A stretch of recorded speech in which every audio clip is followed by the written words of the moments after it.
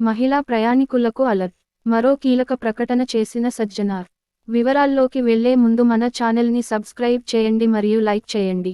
తెలంగాణలో కాంగ్రెస్ ప్రభుత్వం ఏర్పాటైన తరువాత మహిళలకు ఆర్టీసీ బస్సుల్లో ఉచిత ప్రయాణ సౌకర్యం కల్పించిన విషయానికి తెలిసిందే. అయితే తాజాగా ఆర్టీసీ ఎండీ సజ్జనార్ మహిళా ప్రయాణికులకు కీలక సూచనలు చేశారు. మహాలక్ష్మి మహిళలకు ఉచిత బస్సు ప్రయాణ సౌకర్య పథకం వినియోగించుకోవాలంటే ఒరిజినల్ గుర్తింపు కార్డు తప్పనిసరి అని స్పష్టం చేశారు ఆర్టీసీ ఎండీ. అంతేకాదు, గుర్తింపు కార్డులో ప్రయాణికురాలి ఫోటో, అడ్రస్ స్పష్టంగా కనిపించాలన్నారు.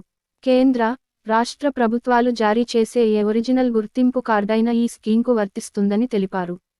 ఆ కార్డు అంగీకరించబడదు. అయితే ఇటీవలి కాలంలో కొందరు తెలివిగా పాన్ కార్డు చూపుతున్నారని, అందులో అడ్రస్ ప్రూఫ్ లేనందున ఇతర రాష్ట్రాల వారు సైతం ఫ్రీగా జర్నీ చేస్తున్నట్లు తెలిసింది.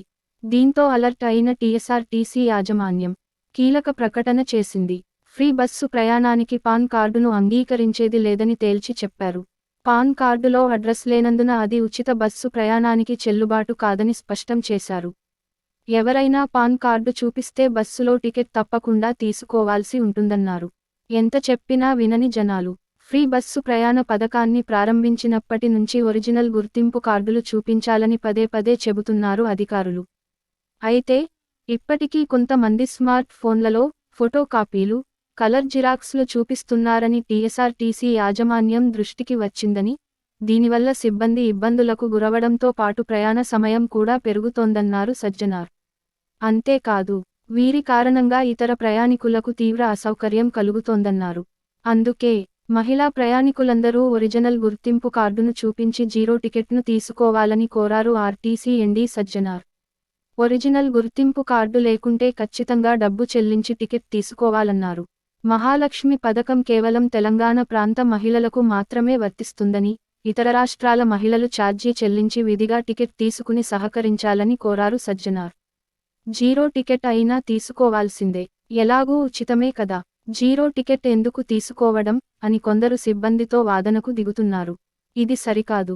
జీరో టికెట్ల జారీ ఆధారంగానే ఆ డబ్బును టీఎస్ఆర్టీసీకి ప్రభుత్వం రీయింబర్స్ చేస్తుంది.